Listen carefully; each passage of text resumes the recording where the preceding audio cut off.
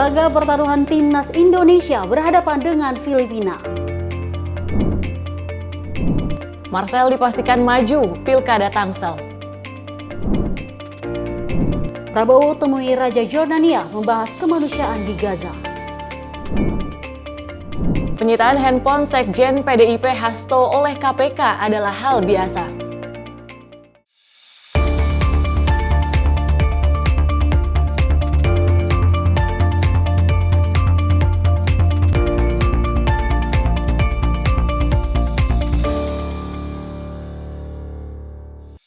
Halo, selamat malam. Selamat malam. Selamat malam, Aya. Selamat malam, Dewi. Dan kita senang sekali ya dapat bertemu lagi dengan pemirsa yang saat ini mungkin sedang menyaksikan seperti yang kita sampaikan tadi di headline kita. Ada Timnas Indonesia melawan Filipina. Wah. Ya, semoga hasil yang terbaik bagi Timnas kita Indonesia ya, Dewi ya. Meskipun saat ini kita sedang siaran, tapi kita berharap Indonesia tetap di hati untuk berusaha untuk memenangkan Indonesia tepatnya ya. Ya, dan selain berita terkait dengan Timnas Indonesia melawan Filipina, yang menjadi sorotan adalah terkait dengan Pilkada Tangsel nih. Muncul nama kemudian Marcel Widianto, apakah kemudian ini ditetapkan secara resmi atau seperti apa, kita juga masih menunggu ya, Dewi ya. Apakah warga Tangsel sudah bersiap juga nih atas kesiapan dari si Marcel tepatnya.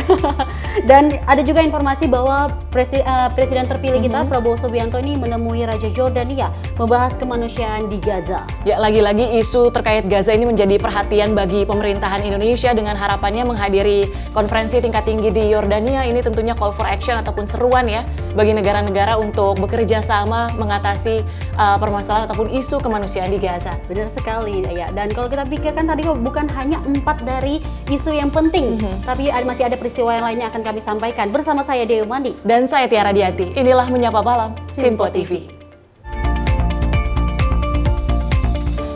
Kita awali berita Menyapa Malam kali ini pemirsa. Hari ini tim nasional sepak bola Indonesia akan bertanding dengan Filipina di Stadion Gelora Bung Karno pukul 7:30 malam waktu Indonesia Barat. 3 poin berharga wajib didapat Timnas Indonesia agar dapat melaju ke ronde ketiga kualifikasi Piala Dunia 2026. Timnas Indonesia tengah melakoni pertandingan wajib menang kontra Filipina di Stadion Utama Gelora Bung Karno malam ini.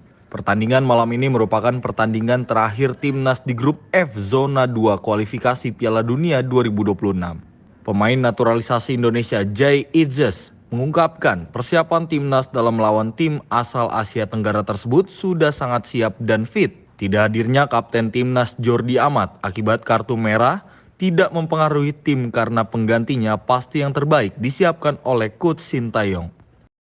Of course, Jordi is an important player for us. He has a lot of experience, so he's a good figure in our team. But I think we have a lot of good players, and yeah, I think a lot of players can fill that place. And in this case, I'm back also. So what I said before, we are preparing very well, and I think we have a good team. So we'll see.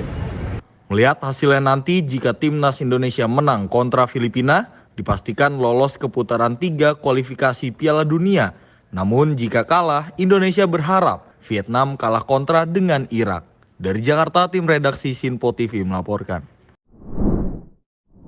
Saat ini kita melihat bahwa memang pertandingan masih berjalan ya Tiara, dan juga kita berharap seperti harapan kita tadi di depan opening kita bahwa kita berharap Indonesia tetap semangat untuk membawa nama harum Indonesia karena ini adalah kesempatan terakhir tepatnya. Ya, dan seperti yang disampaikan sebelumnya juga oleh Ketua Umum PSSI Erick Thohir yang menyampaikan bahwa dari laga sebelumnya yang berhasil ditaklukkan oleh Irak gitu seperti itu, dan sehingga dari tim Indonesia ini harus melakukan evaluasi kemudian agar bisa lolos nih di putaran ketiga kualifikasi Piala Dunia 2026. Nah, Sintayong juga udah bahas nih kondisi saat ini itu dia udah baca situasinya. Apakah benar-benar siap untuk bertanding malam ini? Kita akan menyaksikannya sama-sama pemirsa. Dan informasi berikut ini kita beralih ke komika Marcel Widianto, di mana semakin menunjukkan keseriusannya untuk maju dalam kontestasi Pilkada serentak 2024. Gerindra pun menjadi salah satu partai yang siap mendorong Marcel maju sebagai bakal calon wakil wali kota Tangerang Selatan. Ketua Harian DPP Partai Gerindra Dasko mengatakan partainya siap mendorong komika Marcel Widianto untuk maju sebagai bakal calon wakil wali kota pada Pilkada Tangsel 2024. Dasko menyebut hal itu telah dibicarakan usai pertemuan antara pengurus Gerindra di Tangerang Selatan. Dalam pertemuan itu, ia mengungkapkan bahwa Marcel Widianto sudah berbicara mengenai niatnya untuk serius maju menjadi calon wakil wali kota Tangsel pada Pilkada serentak 2024. Ya, kemarin memang sudah ada pertemuan dengan pengurus di Tangsel. Salah satunya Marcel menyatakan siap maju jadi wakil wali kota Tangsel, begitu, kira-kira begitu. Dari Jakarta, Sri Dewi Andayani, Ahmad Amin, Sinpo TV melaporkan.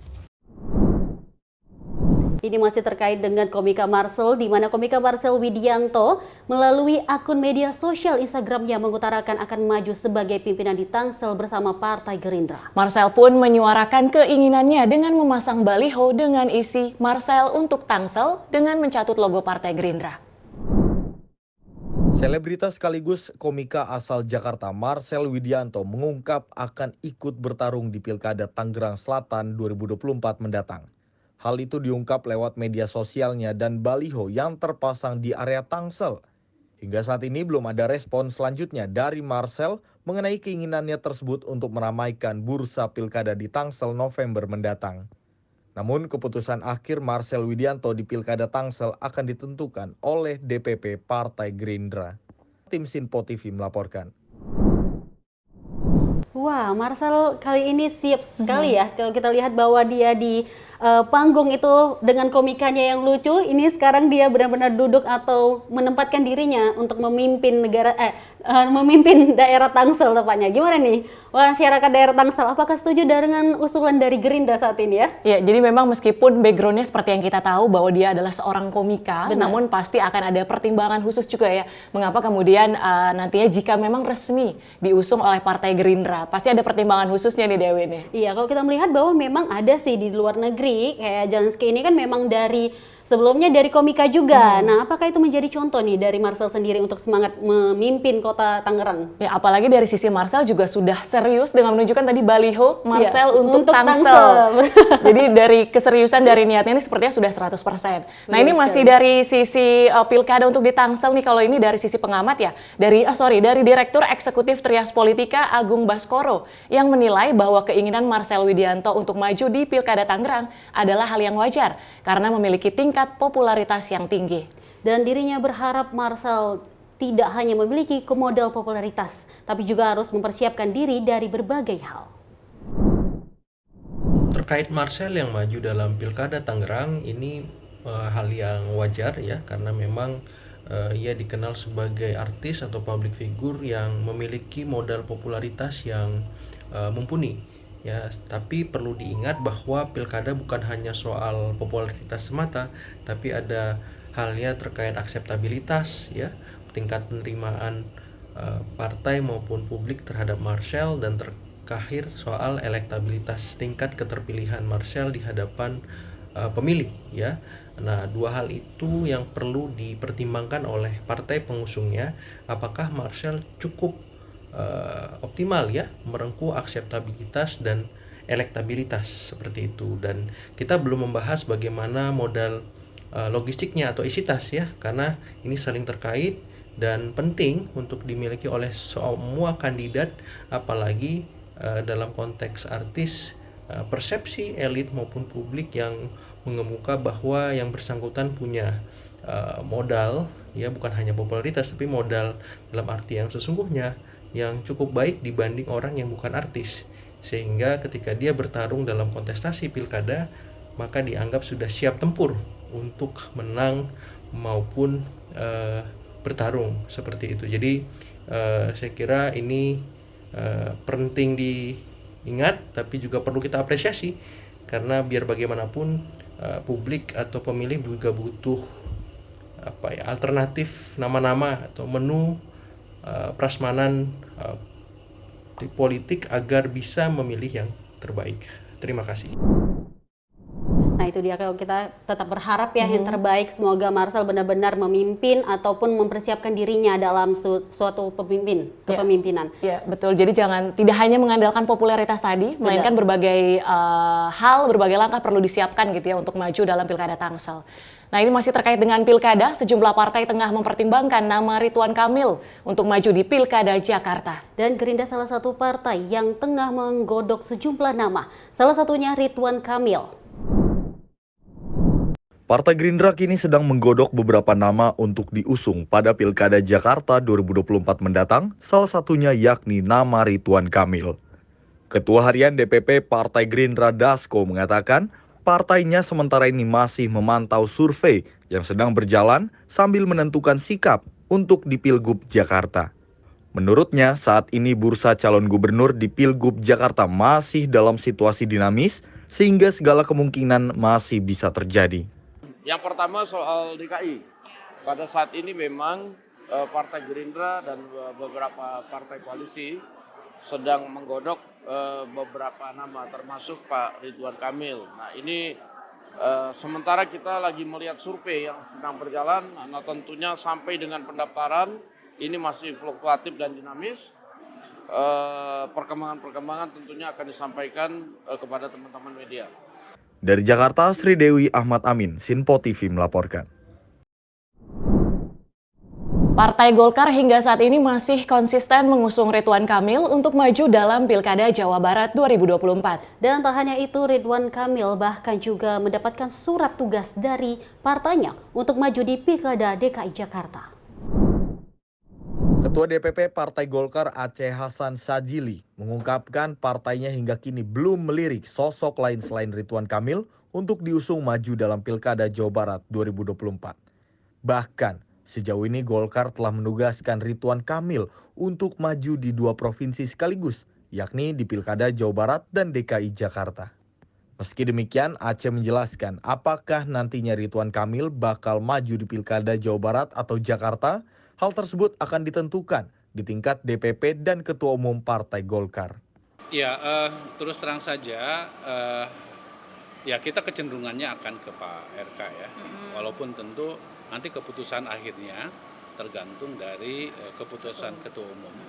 Yang pasti Ketua Umum akan mempertimbangkan aspek berbagai hal, termasuk juga saya kira pasti pembicaraannya juga dengan para Ketua Umum partai lainnya, terutama yang tergabung dalam Koalisi Indonesia Maju. Dari Jakarta, Sri Dewi Davariskiano, Sinpo TV melaporkan.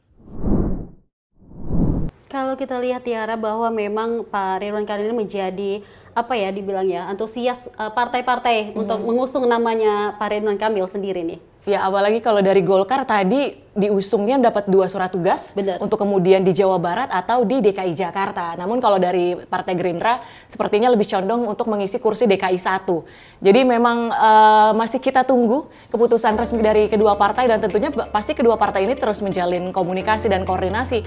Apakah hasil yang ditetapkan mereka kepada Ridwan Kamil apakah kemudian untuk mengisi DKI 1 atau Jawa Barat 1 tadi. Benar sekali. Dan itu akan kita pantau terus-terus ya, dan informasi berikutnya akan kami sampaikan pemirsa, namun usai jeda berikut tetaplah bersama kami dalam Menyapa Malam Sinpo TV.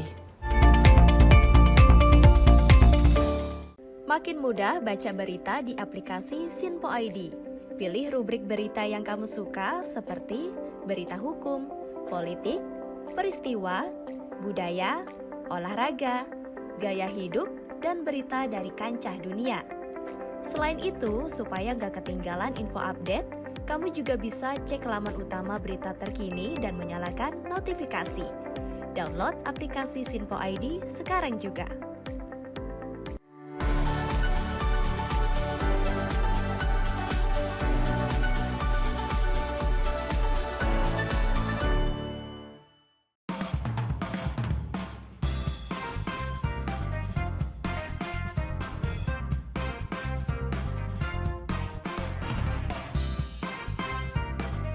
Informasi strategi ekonomi dan bisnis dengan host dan narasumber yang berpengalaman yang dikemas dalam program Beken, Bisnis Elit dan Keren.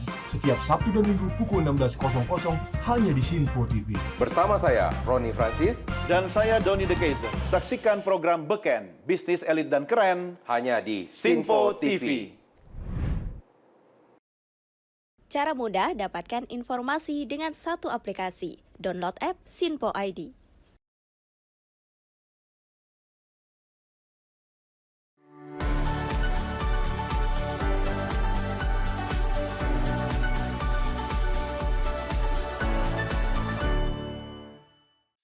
Halo salam jumpa pemirsa. Kami kembali hadir dengan rangkaian informasi yang dihimpun dari berbagai penjuru dunia. Kami hadirkan rangkuman informasi terkini dari seluruh penjuru dunia hanya untuk Anda.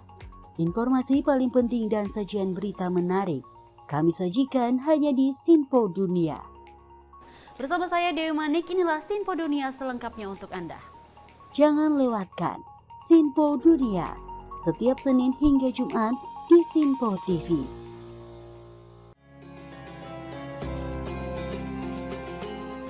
Sambut pagi hari dalam program Ngopi, obrol perkara ilmu bersama Ustadz Ahmad Haris dan Bunda Suri Susanti. Setiap hari pukul 5 pagi hanya di Sinpo TV.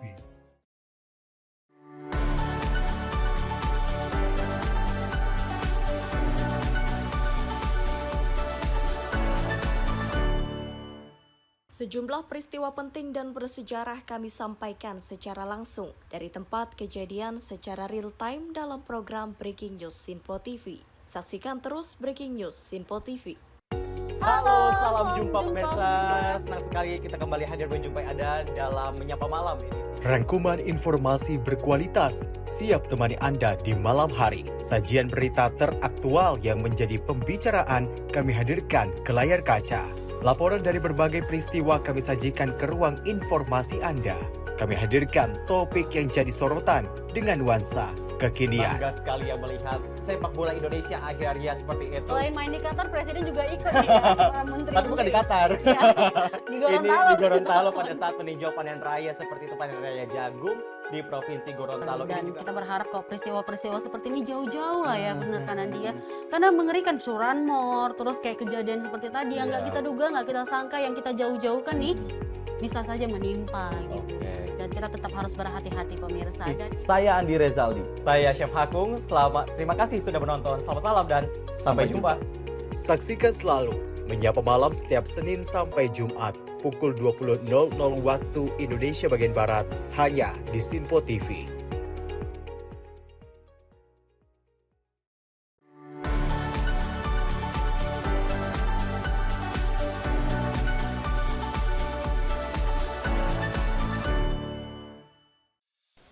Apa kabar pemirsa? Senang sekali saya Sally Siregar dapat menjumpai Anda dalam Sinpo Dunia Sepekan. Kami temani akhir pekan Anda bersama sanak saudara dan keluarga tercinta. Dengan sajian informasi yang unik dan menarik dari berbagai negara. Pastinya kami akan memberikan berita yang unik dan menarik yang kami rangkum dalam Sinpo Dunia Sepekan. Jangan lewatkan Sinpo Dunia Sepekan setiap Sabtu dan Minggu hanya di Sinpo TV. Cara mudah dapatkan informasi dengan satu aplikasi. Download app Sinpo ID.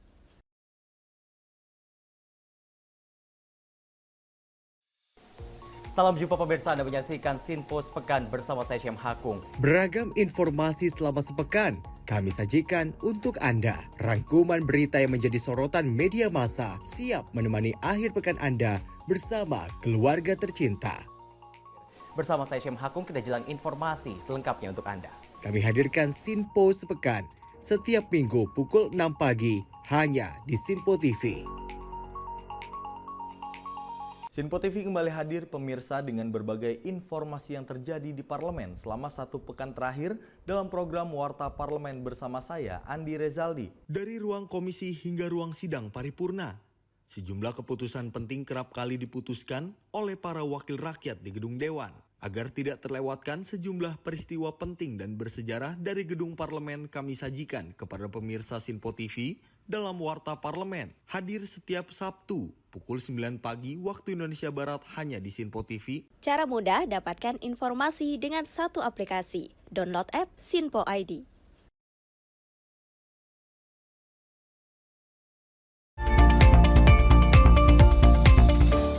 Anda kembali menyaksikan kami dalam Menyapa Malam Sinpo TV bersama saya Dewi Manik dan rekan saya Tiara Dianti. Dan kita lanjut informasi berikut ini pemirsa. Informasi dari Menteri Pertahanan sekaligus Presiden terpilih Prabowo Subianto menemui Raja Jordania Abdullah II bin Al Hussein di Amman, Yordania. Kedua pemimpin negara itu sepakat untuk mengirimkan bantuan serta mendorong gencatan senjata di wilayah konflik Gaza.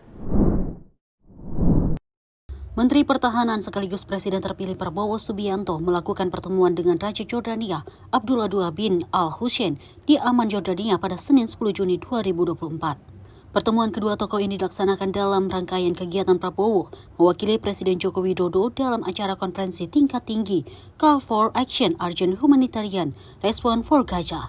Dalam pertemuan tersebut, Prabowo menyampaikan bahwa Jordania telah menjadi salah satu mitra paling aktif dengan Indonesia dalam memperjuangkan rakyat Palestina. Kedua negara itu menekankan pentingnya upaya bersama internasional untuk mengkoordinasikan dan meningkatkan pengiriman bantuan kemanusiaan ke Gaza, serta perlunya gencatan senjata di Gaza dan perlindungan terhadap warga sipil. Maka dari itu, dengan adanya konferensi tingkat tinggi tanggap darurat kemanusiaan di Gaza, berharap dapat meringankan kondisi kemanusiaan yang sangat buruk. Tim redaksi Sinpo TV melaporkan. Bahwa ini merupakan utusan dari Presiden Joko Widodo ya, di mana Pak Menhan kita untuk menghadiri pertemuan di Jordania saat ini. Ya, dan kedua negara juga memang terlihat punya visi yang sama untuk mengatasi krisis kemanusiaan yang terjadi di Gaza. Dan ini berita selanjutnya masih ada kaitannya dengan kehadiran Prabowo di Jordania dinilai sebagai hal yang sangat positif bagi diplomasi Indonesia. Dan juga selain itu, Prabowo membawa sikap Indonesia yang berkomitmen membawa visi dan misi perdamaian untuk Palestina. Direktur Eksekutif Strategis Trias Politika Agung Baskoro menyebut kehadiran Prabowo Subianto mewakili Presiden Joko Widodo di Jordania memberikan sinyal positif bagi diplomasi pemerintahan Indonesia. Menurutnya, hingga saat ini Indonesia berada di jalur yang tepat untuk memastikan eksistensi di mata dunia. Selain itu, apa yang ditawarkan Prabowo di Shangri-La Dialog bisa menjadi awal modal yang baik karena memberikan bantuan konkret yang bisa menjamin perdamaian di Gaza. Dan bagi Prabowo, yang dilakukan di Jordania nanti dan seterusnya bisa menjadi bukti bahwa ia mempunyai visi dan misi besar terhadap kemajuan masyarakat Palestina.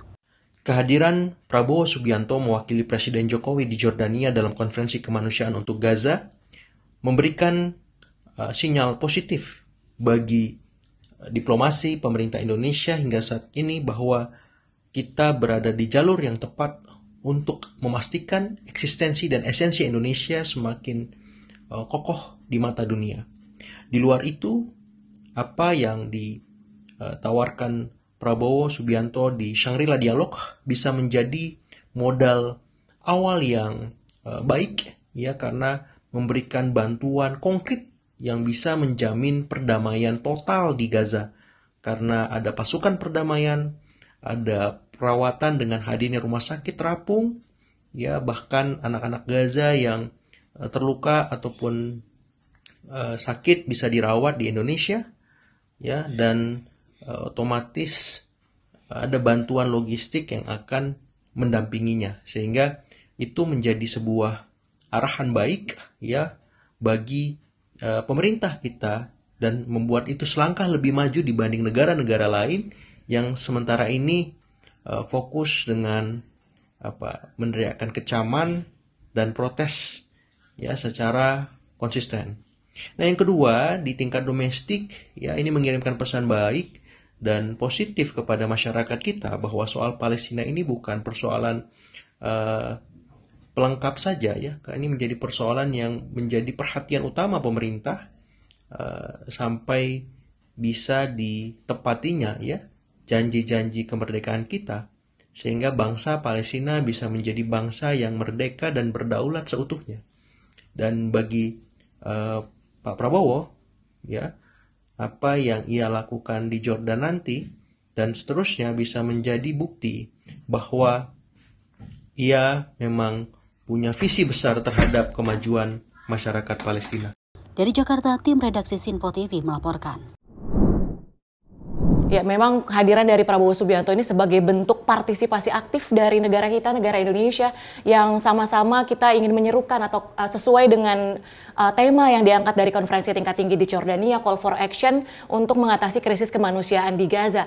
Dan memang dari kedua negara ataupun ini dinilai perlu kerjasama internasional untuk kemudian melakukan gencatan senjata ataupun mengirimkan bantuan dan juga perlindungan terhadap warga sipil. Iya, Pak Presiden terpilih kita saat ini memang melihat bahwa sikap Indonesia ini berkomitmen untuk membawa visi dan misi yang tadi untuk membawa visi misi perdamaian untuk Palestina. Kalau kita melihat saudara-saudara Palestina ini memang sangat membutuhkan dukungan negara-negara, apalagi OKI ya, di mana sudah sepakat ataupun ini tinggal menunggu hasil dari PBB tepatnya ya. Ya, semoga hasil dari pertemuan negara-negara ataupun kecaman dari negara-negara internasional ini bisa mempengaruhi ya terhadap krisis kemanusiaan di Gaza. Benar sekali. Baik, pemirsa, kita akan beralih ke informasi lain. Ini terkait dengan Presiden Joko Widodo yang merespon rencana Menko Kemaritiman dan Investasi Luhut Binsar Panjaitan yang mengarahkan Pertamina untuk mengakuisisi perusahaan Brazil. Dan juga menurut Presiden Joko Widodo, sudah saatnya Pertamina melebarkan sayapnya di negara lainnya. Presiden Joko Widodo telah memberikan arahan atau perintah kepada PT Pertamina untuk segera mengakuisisi perusahaan asal Brasil yang memproduksi gula dan etanol. Perintah akuisisi tersebut sebelumnya disampaikan oleh Menko Marves Luhut Binsar Panjaitan. Jokowi menyatakan, Pertamina sebagai perusahaan multinasional yang perlu melakukan tindakan memperluas dan memperbesar usaha atau ekspansi ke luar negeri. Jokowi menyampaikan ekspansi yang akan dilakukan Pertamina menurutnya sejalan dengan masa depan ekonomi dan bisnis, tepatnya masa depan dunia yang sedang bergerak pada ekonomi hijau. Lebih lanjut, Jokowi juga mengklaim bahwa ekspansi tersebut bertujuan memberikan manfaat untuk negara. Saya kira Pertamina itu sudah perusahaan multinasional. Jadi ekspansi keluar itu adalah hal yang biasa untuk keuntungan perusahaan. Dan juga untuk melihat masa depan ekonomi dan bisnis itu ada di mana. Saya kira proses yang dilakukan oleh Pertamina sekarang ini menuju ke sana. Dari Jakarta, Jihan Nabila, Ahmad Mutia, Sinpo TV melaporkan. Menteri Marves dan Investasi Luhut Binsar Panjaitan berkoordinasi dengan kementerian dan lembaga terkait untuk menyegerakan proses implementasi integrasi nikel dan timah pada layanan digital terpadu Minerba atau Simbara. Dan juga Simbara dinilai telah menghadirkan sejumlah manfaat dalam tata kelola minerba di tanah air. Sistem Informasi Pengelolaan Batubara atau Simbara dinilai menghadirkan berbagai manfaat. Di antaranya optimalisasi penerimaan negara, peningkatan kepatuhan pelaku usaha, hingga efektivitas pengawasan bersama antar kementerian lembaga.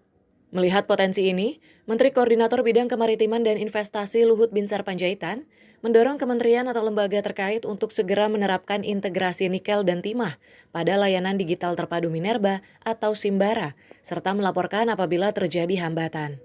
Menko Marves menegaskan, manfaat potensi peningkatan penerimaan negara mencapai 6,5 triliun rupiah adalah salah satu alasan mempercepat proses integrasi.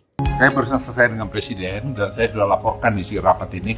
Jadi saya sampaikan Presiden, intinya Pak, semua sekarang kementerian itu ekosistemnya untuk mereka bikin peraturan, mengeluarkan izin segala macam harus align dengan Simbara. Jadi sama ini sekarang mengenai timah, sudah 6 bulan. Ini belum selesai dan saya sudah telepon Pak Arifin kemarin dan ini Presiden minta dirataskan jadi supaya semua cepat karena saya kira bukan ini kita cepat-cepatan sudah kelamaan juga itu perintah dari Presiden tadi ya kecuali yang nggak mau patuh pada Presiden yang beritahu aja siapa saya mau udah segera ini dan harus selesai Presiden sudah minta sama saya tadi Pak Luhut sebelum term saya selesai harus semua selesai nih saya bilang udah Pak kami minta selesaikan. Oke, sekarang ayo kita rame kerebutin kalau kurang orang kita bisa perbantukan nanti untuk mati apalagi nanti kalau keuangan bisa masuk sekaligus nanti bisa. Tim redaksi Sinpo TV melaporkan. Sekali lagi ini diberikan kepercayaan kepada Pak Luhut ya untuk melihat bagaimana menyegerakan proses implementasi integrasi nikel dan timah yang pada layanan digital terpadu Minerba atau Simbara ini. Ya, sehingga memang Menko Marves ini mendorong kementerian lembaga terkait untuk kemudian segera mengintegrasikan tadi nikel dan juga timah yang untuk ke Simbara karena memang salah satunya adalah untuk optimalisasi pendapatan dari negara. Baik pemirsa, kita akan beralih ke informasi selanjutnya ini terkait dengan pimpinan DPR Dasko yang mengapresiasi kegiatan UMKM Fest 2024 yang digelar oleh fraksi Gerindra di Gedung Nusantara 2, Kompleks Parlemen Senayan, Jakarta. Dan juga Dasko berharap UMKM Fest dapat menjadi bentuk percepatan kesejahteraan masyarakat dalam rangka menuju Indonesia Emas. Wakil Ketua DPR RI Dasko membuka kegiatan UMKM Fest 2024 yang digelar oleh fraksi Gerindra di Selasar Gedung Nusantara 2 pada Selasa pagi. Menurutnya kegiatan itu sangat positif bagi pelaku UMKM dan diharapkan dapat terus berlangsung di tahun-tahun berikutnya. Dasko juga berharap UMKM Fest ini dapat menjadi bentuk percepatan kesejahteraan masyarakat dalam rangka menuju Indonesia Emas 2045.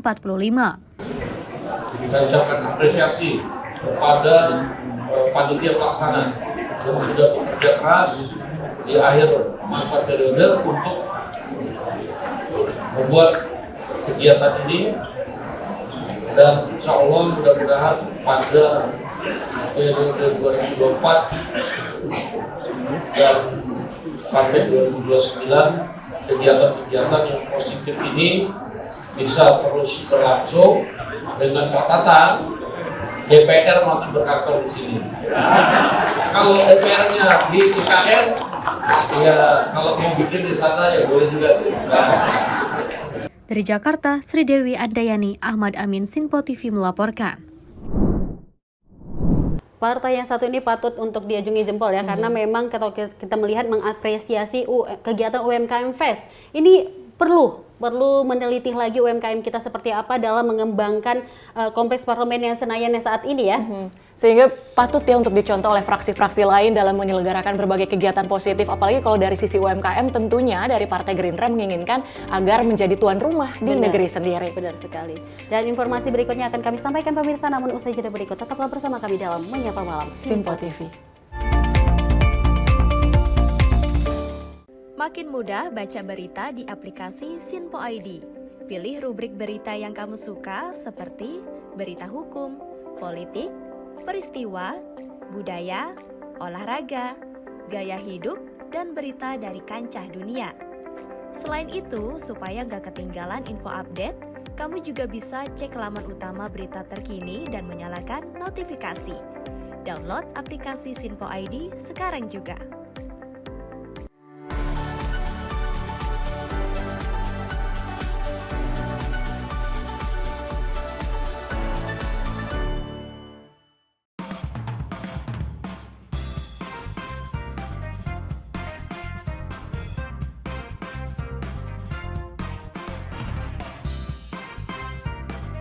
Informasi strategi ekonomi dan bisnis dengan host dan narasumber yang berpengalaman yang dikemas dalam program Beken, Bisnis Elit dan Keren. Setiap Sabtu dan Minggu pukul 16.00 hanya di Sinpo TV. Bersama saya, Roni Francis. Dan saya, Doni De Keizer. Saksikan program Beken, Bisnis Elit dan Keren. Hanya di Sinpo TV.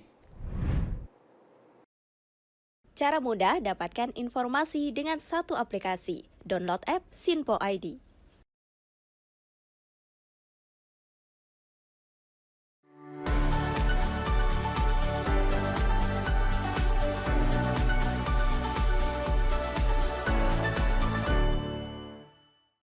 Halo, salam jumpa pemirsa. Kami kembali hadir dengan rangkaian informasi yang dihimpun dari berbagai penjuru dunia. Kami hadirkan rangkuman informasi terkini dari seluruh penjuru dunia hanya untuk Anda.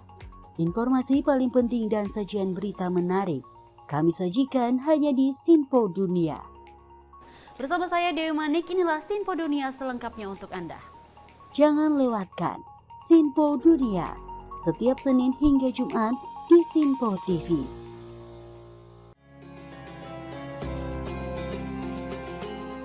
Sambut pagi hari dalam program Ngopi, obrol perkara ilmu bersama Ustadz Ahmad Haris dan Bunda Suri Susanti. Setiap hari pukul 5 pagi hanya di Sinpo TV.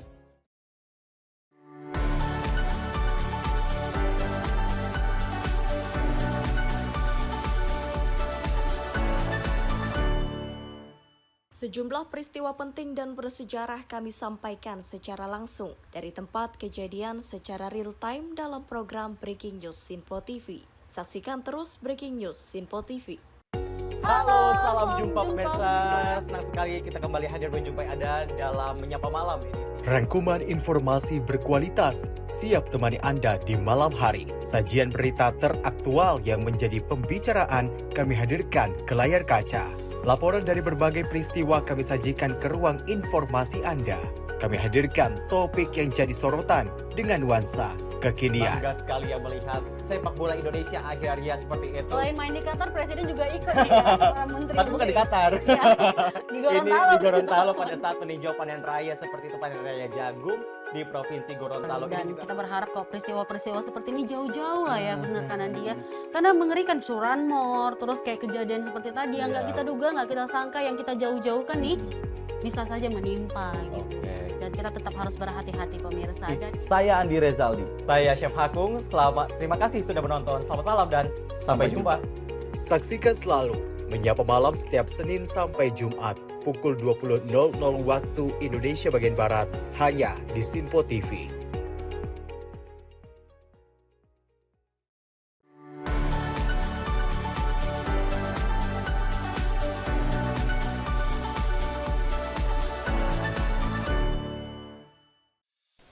Apa kabar pemirsa? Senang sekali saya Sally Siregar dapat menjumpai Anda dalam Simpo Dunia Sepekan. Kami temani akhir pekan Anda bersama sanak saudara dan keluarga tercinta.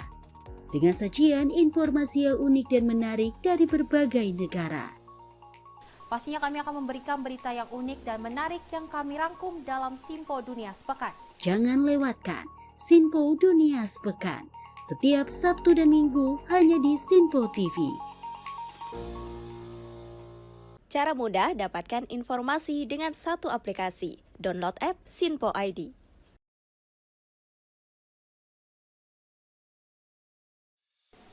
Salam jumpa pemirsa, Anda menyaksikan Sinpo Sepekan bersama saya Syem Hakung. Beragam informasi selama sepekan kami sajikan untuk Anda. Rangkuman berita yang menjadi sorotan media massa siap menemani akhir pekan Anda bersama keluarga tercinta. Bersama saya Syem Hakung, kita jelang informasi selengkapnya untuk Anda. Kami hadirkan Sinpo Sepekan setiap minggu pukul 6 pagi hanya di Sinpo TV. Sinpo TV kembali hadir pemirsa dengan berbagai informasi yang terjadi di parlemen selama satu pekan terakhir dalam program Warta Parlemen bersama saya, Andi Rezaldi. Dari ruang komisi hingga ruang sidang paripurna, sejumlah keputusan penting kerap kali diputuskan oleh para wakil rakyat di gedung Dewan. Agar tidak terlewatkan sejumlah peristiwa penting dan bersejarah dari gedung parlemen kami sajikan kepada pemirsa Sinpo TV dalam Warta Parlemen. Hadir setiap Sabtu pukul 9 pagi waktu Indonesia Barat hanya di Sinpo TV. Cara mudah dapatkan informasi dengan satu aplikasi. Download app Sinpo ID.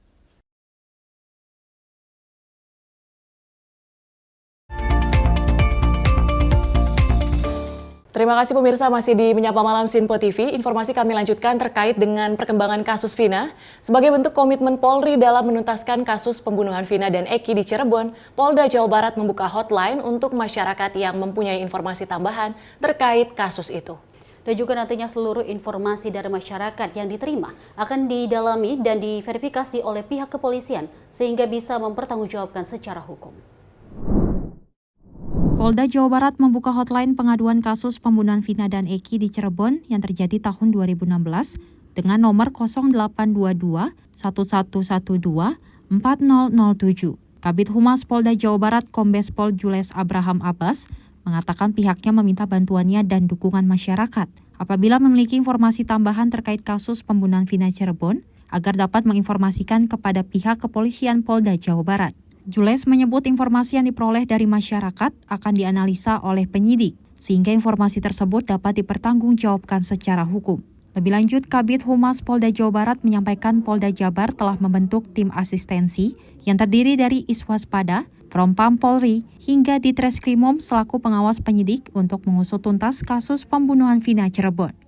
Kami dari Polda Jabar akan menyampaikan informasi terkait Polda Jawa Barat membuka nomor hotline untuk penanganan kasus Vina di Cirebon. Sebagaimana yang telah disampaikan oleh Bapak Kadif Humas Polri, Irjen Pol Sandi Nugroho. Saat ini Polda Jawa Barat sudah bekerja dengan sangat baik dalam menangani penyidikan kasus almarhumah Vina. Dalam kesempatan ini kami sampaikan, mohon bantuan dan dukungan dari masyarakat apabila ada informasi tambahan berkenan menginformasikan kepada kami untuk melengkapi informasi yang ada. Kemudian kami membuka hotline informasi pada nomor 0822 1112 4007. Kami ulangi 0822 1112 4007 dengan syarat memberikan identitas sesuai dengan benar serta informasi yang dapat dipertanggungjawabkan. Tentu akan kami lakukan analisis sehingga dapat dipertanggungjawabkan secara hukum. Tim Liputan Simpo TV melaporkan. Ya Tiara, kalau kita lihat bahwa memang pemirsa saat ini diterlibatkan dalam proses mencari bukti kembali ya untuk kasus Vina saat ini. Ya, jadi masyarakat juga dilibatkan untuk kemudian bisa melalui hotline tadi, namun lagi-lagi akan divalidasi informasi tersebut oleh pihak kepolisian dan dipertanggungjawabkan secara hukum. Ini artinya membuka lebar lagi nih kasus ini, karena kalau kita lihat bahwa pasti ada asumsi dari sini, asumsi dari sini, namun ini memang harus dipertanggungjawabkan tepatnya ya ketika itu sampai di hotline kepolisian nanti. Lagi-lagi validasi tadi kuncinya. Benar. Dan ini masih terkait dengan kasus Vina, kuasa hukum keluarga Vina Cirebon, Hotman Paris Hutapea, meminta Presiden Jokowi untuk bentuk komite khusus dalam upaya penuntasan kasus pembunuhan Vina yang tak kunjung usai. Dan juga Hotman berharap Jokowi dapat menunda langkah pro justisia dan pelimpahan kasus Vina Cirebon di Kejaksaan. Kuasa hukum keluarga Vina Cirebon, Hotman Paris Hutapea, kembali meminta Presiden Jokowi untuk memberi atensi ke kasus pembunuhan Vina yang terjadi 8 tahun lalu. Kali ini Hotman meminta Jokowi membentuk tim khusus untuk menangani perkara. Hotman menilai sudah terlalu banyak kejanggalan yang terungkap dari kasus tersebut, mulai dari perbedaan keterangan para terpidana dalam BAP terkini dengan yang disampaikan di tahun 2016, serta minimnya bukti pembunuhan kasus Vina dan Eki setelah kasusnya dibuka lagi. Bila nantinya Jokowi setuju untuk membentuk tim khusus guna mengusut tuntas kasus Vina, Hotman Paris meminta proses penyidikan yang saat ini berlangsung dihentikan sementara. Himbauan kepada Bapak Presiden Jokowi, Hotman Paris sebagai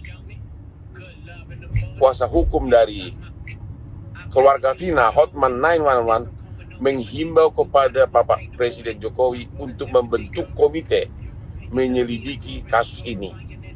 Tunda dulu proses pro justisia yang sekarang. Tunda dulu pelimpahan kasus ke kejaksaan.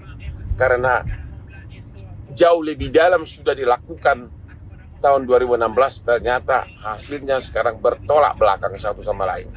Ya, 8 pelaku di BAP di tahun 2016 mengatakan tidak ada tersangka fiktif. Sekarang 5 pelaku mengatakan Peggy bukan pelaku, tapi di 2016 disebutkan Peggy pelaku. Motifnya pun tidak jelas. Jadi kepada Bapak Presiden Jokowi, bentuk komite dari para ahli profesor hukum pidana dari kampus-kampus. Tunda dulu pro justisia, karena untuk memenuhi syarat hukum acara minimum 2 alat bukti itu sangat gampang. Sangat gampang, tinggal panggil saksi, tinggal panggil ahli, bukti surat, udah terbukti. Dulu buktinya bukan main banyaknya, tapi beda dengan sekarang. Bentuk komisi segera. Hotman Paris, keluarga, kuasa hukum keluarga Vina. Dari Jakarta, tim redaksi Sinpo TV melaporkan. Sementara informasi berikut ini, pemirsa, Peggy Setiawan atau PS, tersangka kasus pembunuhan Vina dan Eki di Cirebon, telah menjalani pemeriksaan psikologi forensik. Pemeriksaan tes psikologi ini untuk membuat terang kasus yang hampir 8 tahun tak kunjung usai. Kabid Humas Polda Jawa Barat, Kombespol Jules Abraham Abbas, mengatakan pemeriksaan terhadap tersangka PS dilakukan tim psikolog pada 8 hingga 9 Juni 2024. Selain PS, pemeriksaan juga dilakukan terhadap keluarga tersangka. Menurut Jules, tim psikologi yang dilibatkan berasal dari luar Polri. Untuk hasil dan metode pemeriksaan menjadi kewenangan mutlak dari ahli psikolog. Lebih lanjut dalam perkara ini, penyidik Polda Jabar juga telah memeriksa 68 saksi dan beberapa bantuan ahli. Dari proses tersebut, penyidik juga mendapat dukungan dari Mabes Polri. Polda Jawa Barat saat ini telah melakukan pemeriksaan psikologi forensik terhadap tersangka PS. Pemeriksaan psikologi forensik juga dilakukan tidak hanya terhadap tersangka PS, tetapi juga terhadap beberapa saksi. Termasuk akan dilakukan pemeriksaan psikologi forensik terhadap keluarga tersangka PS. Kami dari Polda Jawa Barat berharap dengan adanya pemeriksaan psikologi forensik akan semakin membuat terang peristiwa pidana yang terjadi dan melengkapi proses penyidikan yang sedang berlangsung. Tim redaksi Sinpo TV melaporkan. Ya, jadi memang ada concern dari Hotman terkait dengan meminta atensi Presiden Joko Widodo. Memang sebelumnya Presiden juga sudah memberikan respon untuk kemudian agar para pihak polisian melakukan penyelidikan ini secara transparan. Karena kalau kita lihat memang tidak usah ya, sampai saat ini belum ada titik terangnya untuk kasus ini. Dan meskipun hasil pemeriksaan tes psikologi ini tentu membuat terang kasus yang hampir 8 tahun tak kunjung usai, namun polisi masih berharap ini meminta bantuan kepada netizen jika memiliki fakta atau bukti-bukti lainnya untuk menghubungi hotline yang tadi. Ya, tentu kita berharap tadi ada titik terang. Kasus yang sudah berlarut-larut, sudah 8 tahun berlalu, namun belum juga memuaskan publik juga ya terkait dengan hasil akhirnya. Benar sekali Tiara. Dan informasi berikut ini pemirsa, Komisi Pemberantasan Korupsi atau KPK memanggil Sekjen PDIP Hasto Kristianto sebagai saksi kasus suap tersangka Harun Masiku yang masih jadi DPO. Hasto yang diperiksa selama 4 jam mengaku pemeriksaannya belum masuk ke tahap pokok perkara.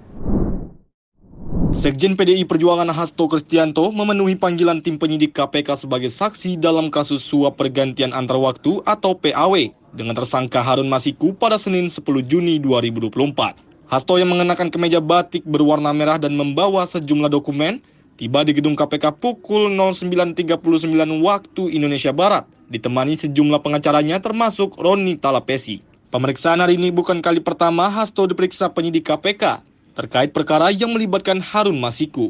Hasto sebelumnya telah diperiksa KPK pada Januari dan Februari 2020. Sebagai informasi, kasus suap Harun Masiku berawal saat tim KPK menggelar operasi tangkap tangan pada 8 Januari 2020. Dari hasil operasi, tim KPK menangkap 8 orang dan menetapkan 4 orang sebagai tersangka.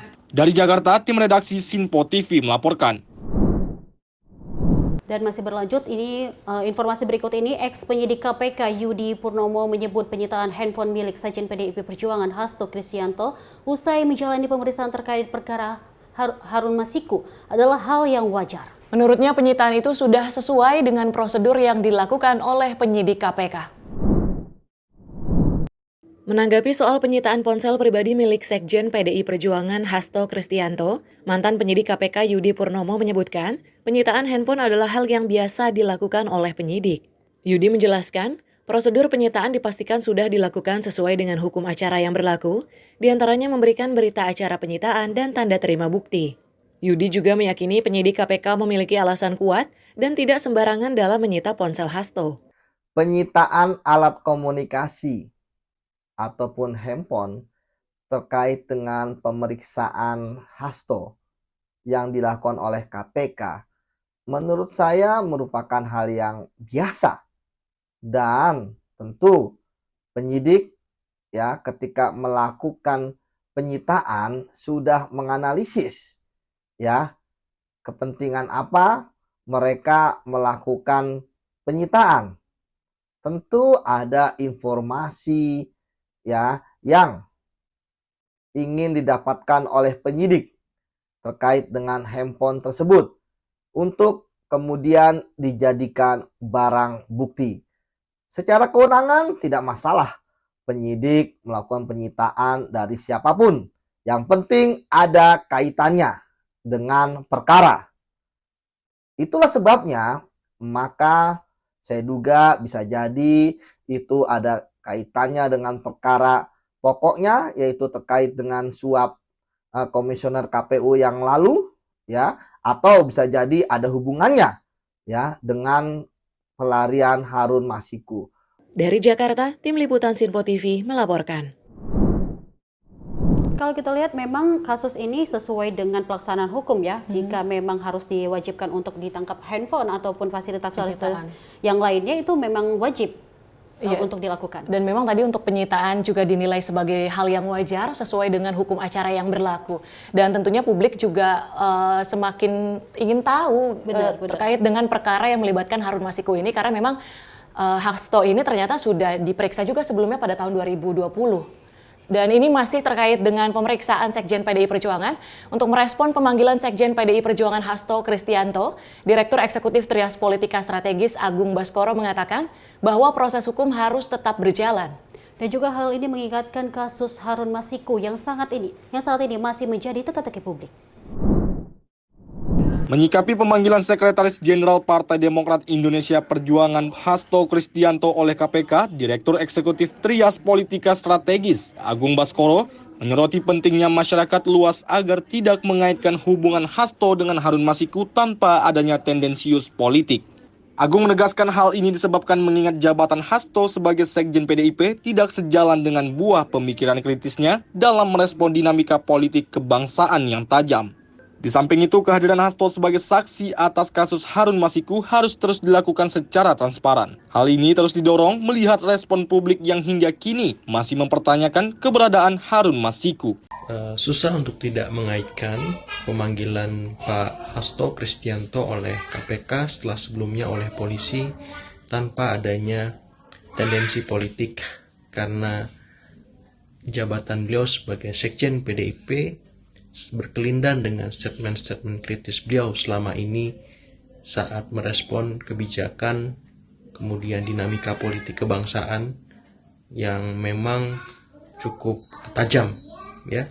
Tapi di luar itu semua proses hukum harus terus dijalankan ya, apalagi kasus Harun Masiku ini masih membuat publik penasaran.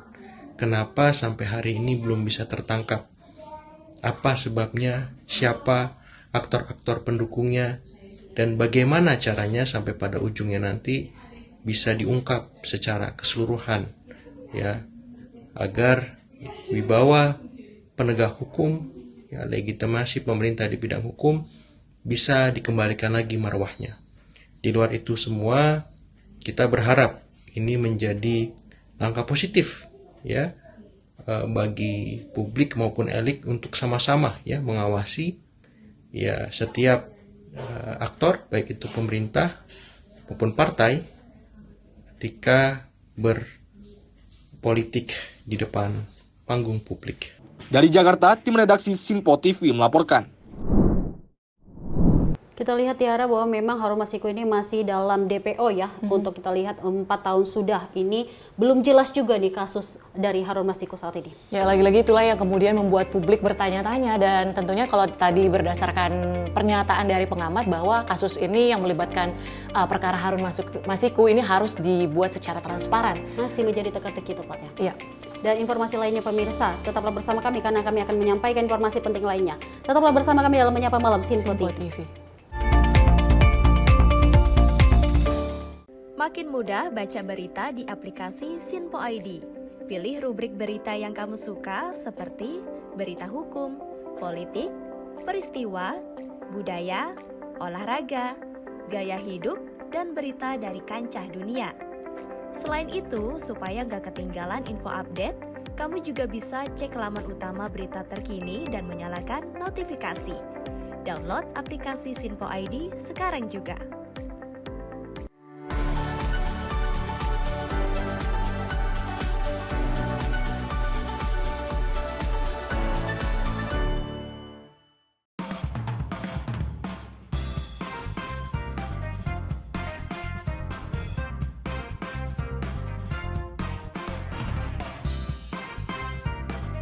Informasi strategi ekonomi dan bisnis dengan host dan narasumber yang berpengalaman yang dikemas dalam program Beken, Bisnis Elit dan Keren. Setiap Sabtu dan Minggu pukul 16.00 hanya di Sinpo TV. Bersama saya, Roni Francis. Dan saya, Doni De Keizer. Saksikan program Beken, Bisnis Elit dan Keren. Hanya di Sinpo TV. Cara mudah dapatkan informasi dengan satu aplikasi. Download app Sinpo ID.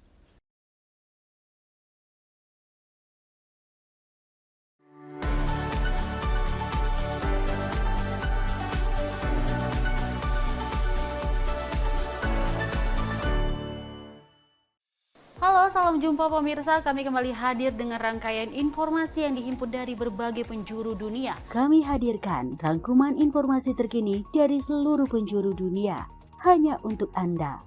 Informasi paling penting dan sajian berita menarik kami sajikan hanya di Sinpo Dunia. Bersama saya Dewi Manik, inilah Sinpo Dunia selengkapnya untuk Anda. Jangan lewatkan Sinpo Dunia setiap Senin hingga Jumat di Sinpo TV.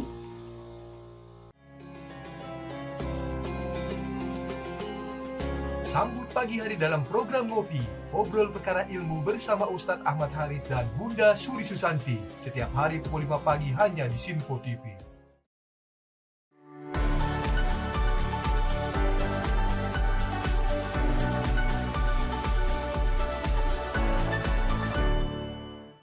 Sejumlah peristiwa penting dan bersejarah kami sampaikan secara langsung dari tempat kejadian secara real time dalam program Breaking News Sinpo TV. Saksikan terus Breaking News Sinpo TV.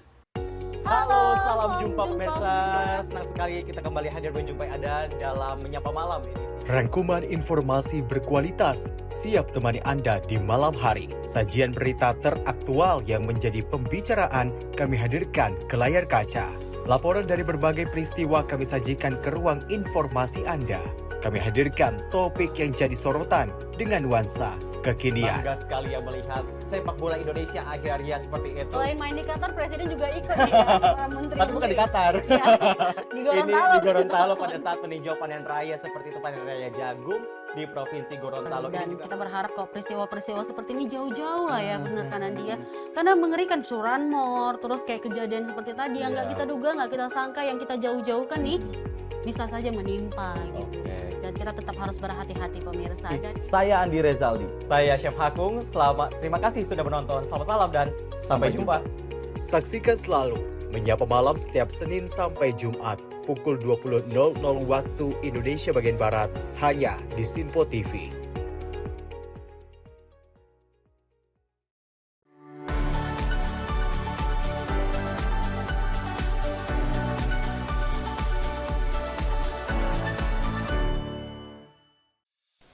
Apa kabar pemirsa? Senang sekali saya Sally Siregar dapat menjumpai Anda dalam Sinpo Dunia Sepekan. Kami temani akhir pekan Anda bersama sanak saudara dan keluarga tercinta. Dengan sajian informasi yang unik dan menarik dari berbagai negara. Pastinya kami akan memberikan berita yang unik dan menarik yang kami rangkum dalam Sinpo Dunia Sepekan. Jangan lewatkan Sinpo Dunia Sepekan setiap Sabtu dan Minggu hanya di Sinpo TV. Cara mudah dapatkan informasi dengan satu aplikasi. Download app Sinpo ID.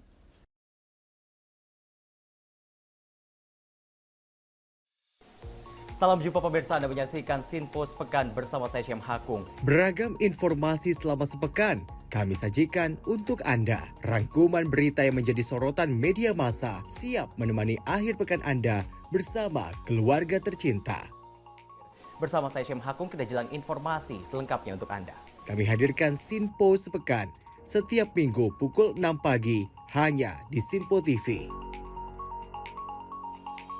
Sinpo TV kembali hadir pemirsa dengan berbagai informasi yang terjadi di parlemen selama satu pekan terakhir dalam program Warta Parlemen bersama saya, Andi Rezaldi. Dari ruang komisi hingga ruang sidang paripurna, sejumlah keputusan penting kerap kali diputuskan oleh para wakil rakyat di gedung Dewan.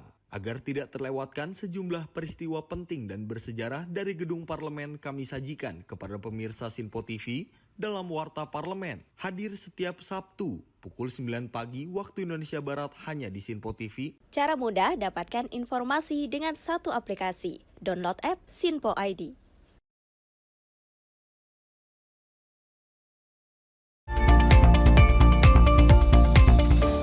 Terima kasih pemirsa, masih di Menyapa Malam Sinpo TV. Informasi kami lanjutkan terkait dengan sebuah ruko yang dijadikan tempat usaha fotokopi di Jalan Songsi Raya RT 03 RW 06 Tambora, Jakarta Barat, hangus di lahap si jago merah.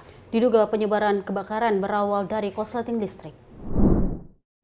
Warga Jalan Songsi Raya RT 03 RW 06 Tanah Sereal Tambora, Jakarta Barat panik saat melihat kobaran api dengan cepat membakar sebuah ruko yang dijadikan usaha fotokopi. Petugas pemadam kebakaran Jakarta Barat dibantu warga berupaya melokalisir sumber api agar api tak meluas ke pemukiman padat penduduk tersebut. Diduga penyebab terbakarnya ruko yang sedang tutup tersebut akibat dari korsleting listrik.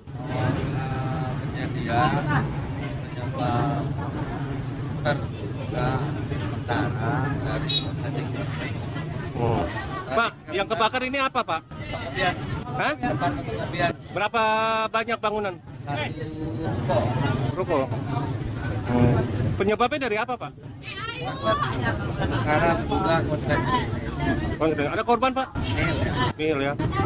Api dapat dipadamkan 1 jam kemudian setelah petugas mengerahkan 5 unit mobil suku dinas kebakaran Jakarta Barat ke lokasi. Meski tidak ada korban jiwa maupun luka dalam insiden ini, namun kerugian materi pemilik ruko diperkirakan mencapai ratusan juta rupiah. Dari Jakarta, tim redaksi Sinpo TV melaporkan.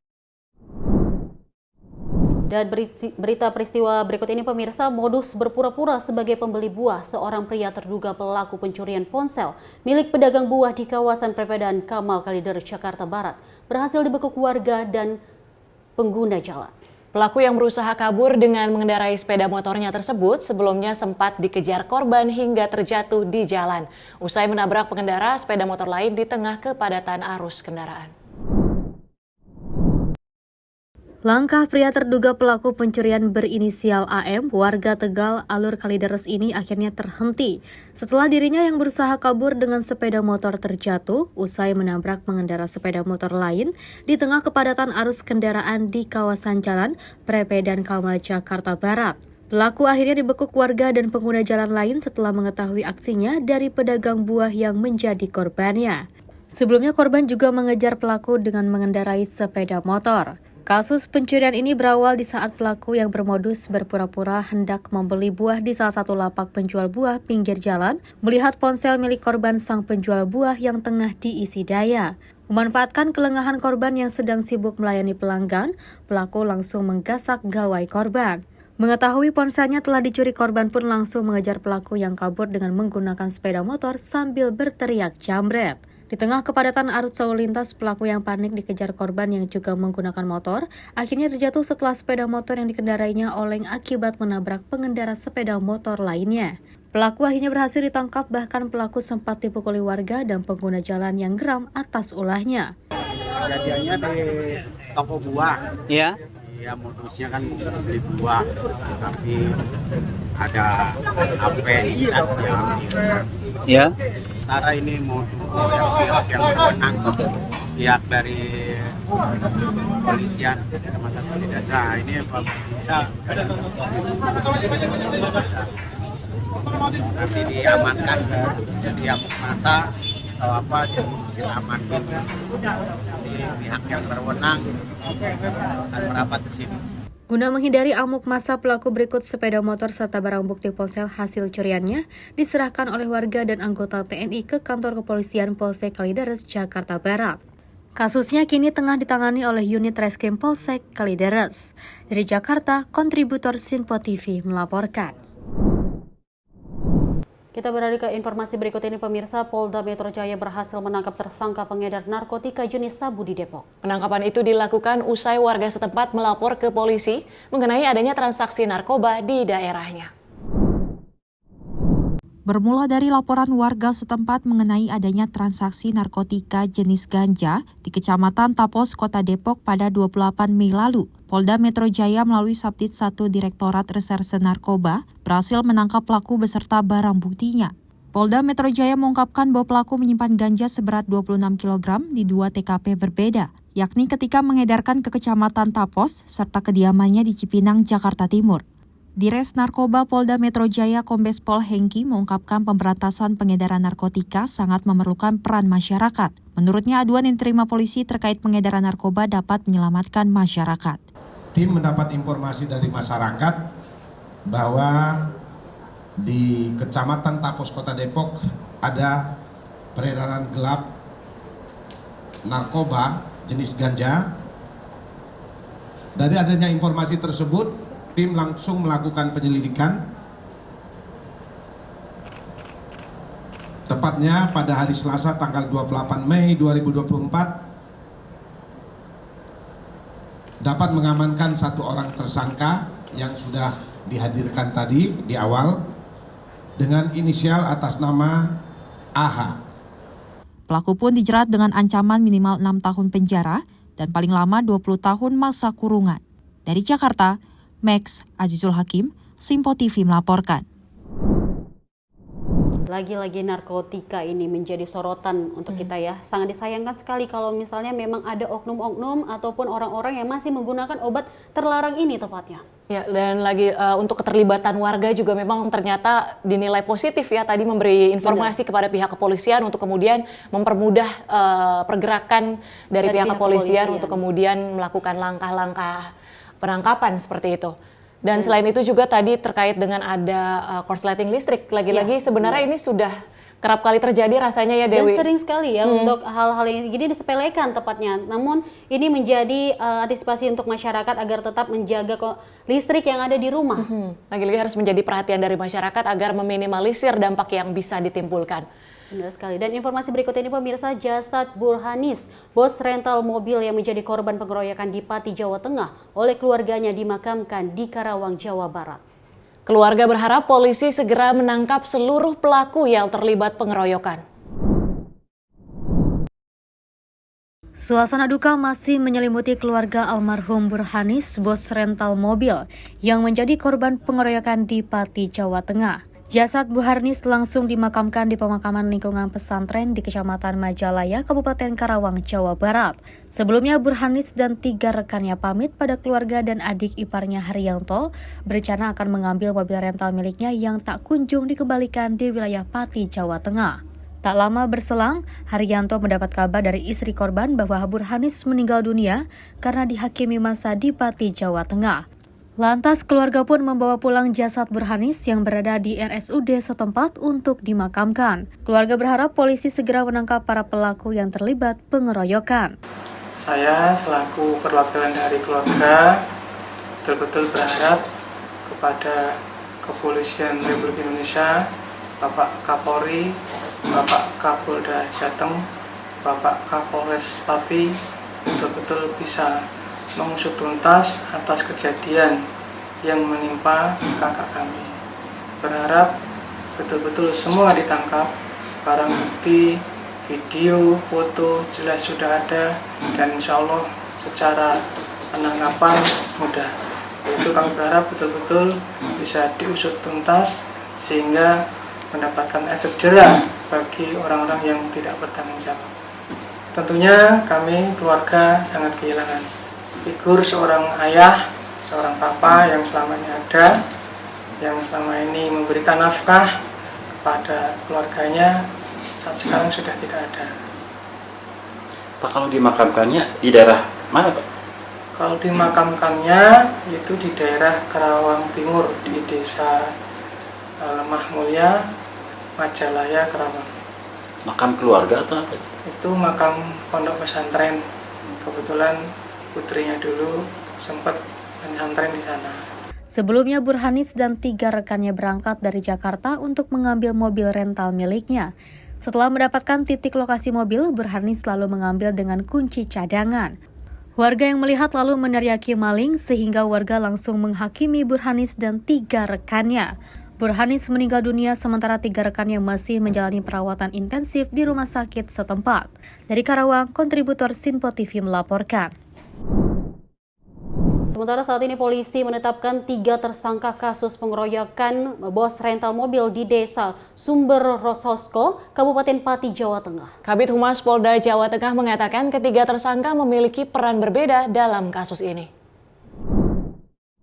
EN berperan mengejar dan mengadang kendaraan yang dibawa korban, lalu memukul dan menginjak tubuh BH. Sementara itu, BC sempat melakukan pengejaran, mengadang, memukul, serta menginjak tubuh korban. Di hadapan polisi, AG menyebut mobil itu dipinjam dari temannya. Ia sempat dimintai keterangan sebagai saksi. Namun karena terbukti ikut melakukan pengeroyokan, AG akhirnya ditetapkan sebagai tersangka. Selain mengeroyok, warga juga membakar mobil Sigra yang dibawa korban dari Jakarta. Dalam kasus ini, polisi mengamankan barang bukti berupa bangkai mobil Sigra, pakaian tersangka dan korban, sepeda motor NMAX milik AG, serta bayu dan kayu yang digunakan warga mengeroyok korban. Dari Jakarta, tim redaksi Simpo TV melaporkan.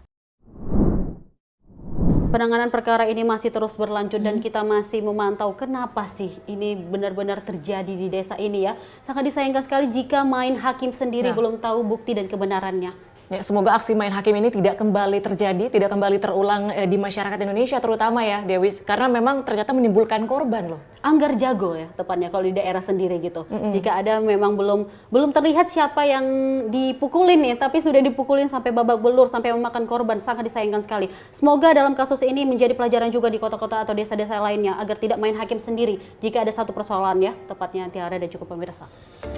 Ya, dan semoga juga para pelaku tadi dihukum dengan jera, begitu sesuai dengan perbuatannya, harus menerima konsekuensi tentunya. Dan pemirsa, informasi tadi sekaligus menutup jumpa kita di edisi Menyapa Malam Sinpo TV kali ini. Saya Tiara Dianti. Dan saya Dewi Manik pamit undur diri. Terima kasih atas kebersamaan Anda. Sampai jumpa.